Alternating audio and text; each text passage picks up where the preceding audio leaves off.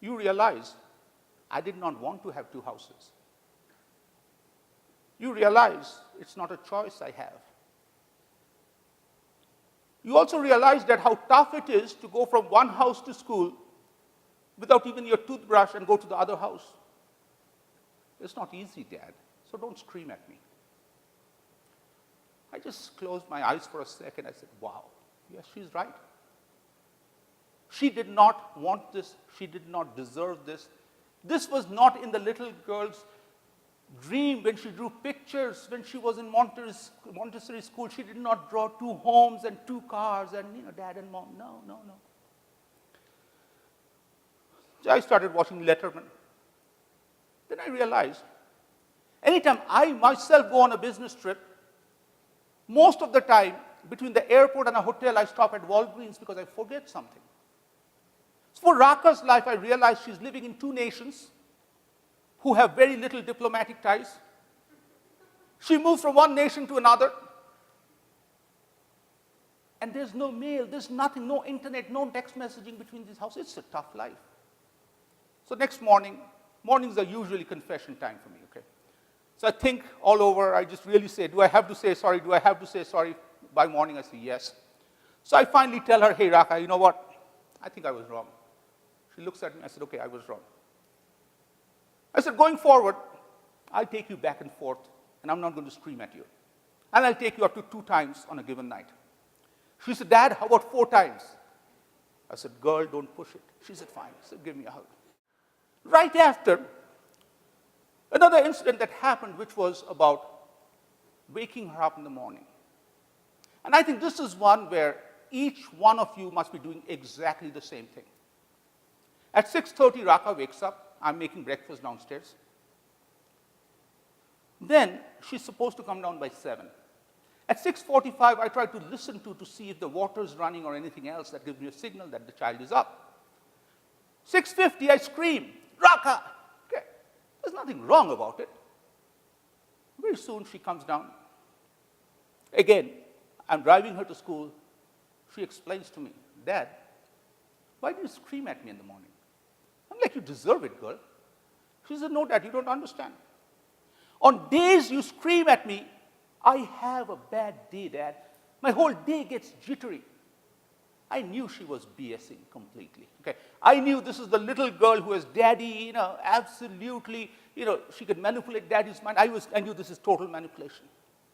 I dropped her at school. I says, whatever. We gave each other a hug. She walked away. And I just absolutely love the sight. She walks away with all this energy. And then I anticipate when she'll come back from school, running at the car and says, guess what, Dad? That day, as I'm driving back, somehow, somewhere, I started going back and thinking about my corporate days. Think.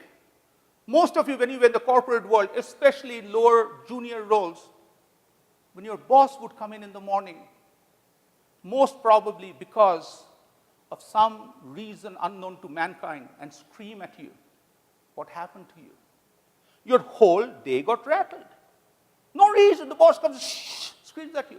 You either take it, and all day you're shivering and you're worried you'll get fired, or you dish it back to somebody else. I was doing the same thing.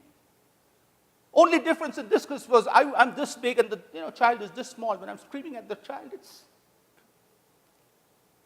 my big lesson at that point was, if she didn't wake up, I'll go up, 6:50, knock on the door. Hey, Raka, wake up. But I'm not going to scream anymore, because I wanted her to have a good day. As we started going forward, I started a tradition where every time before her finals, I make a special cookie for her.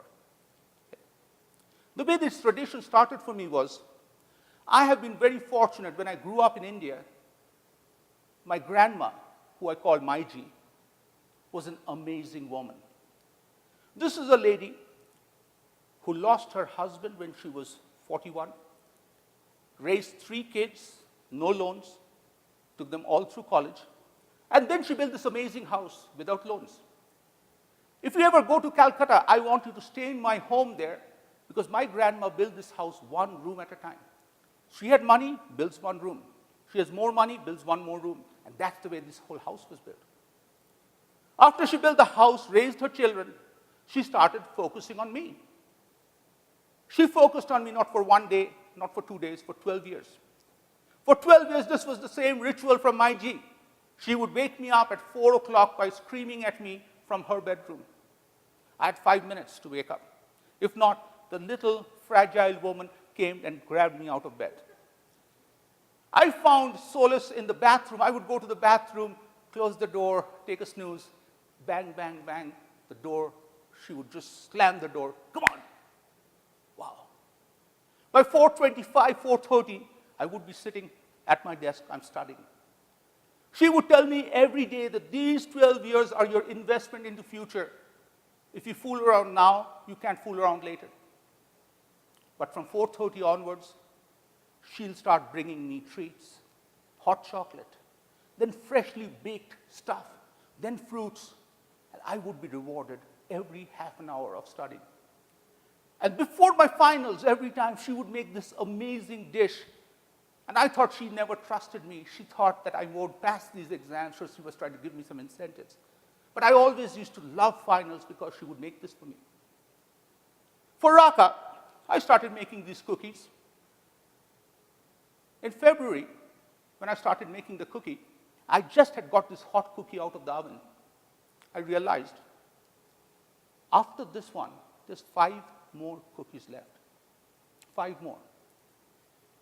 After these 5 cookies I make, she's gone to the outer world, being the Raka adult, and I can't make any more cookies for her finals. I started looking at this cookie by saying, if this is cookie number 6, it better be a better cookie, so I made a better cookie. I started realizing, anytime I worked in any business, I've always taken pride in what we call is the key performance indicators of a brand. When you start looking at human beings, we start measuring our life on things, on cholesterol level, weight, this, that, everything. But do we ever have any measures for relationships? No. Relationships are either good till they fail, and all of us say, whoa, what happened? It was good yesterday, because there's no measure in relationships. That was a huge aha for me as I started going through by saying, I need these measures, which starts making me appreciate every day. I started counting weekends Raka has left with me before she goes for college. I realized that this particular weekend, it will be 58 weekends before she leaves for college, because she spends every other weekend with me and her mom. If I have only 58 of something in life, I would rather spend them wisely. And it really motivates us to get to the next level. Now, as I start going through these measures, same time in February, Raka, somehow, somewhere, has decided to play soccer again. She used to play soccer when she was a child.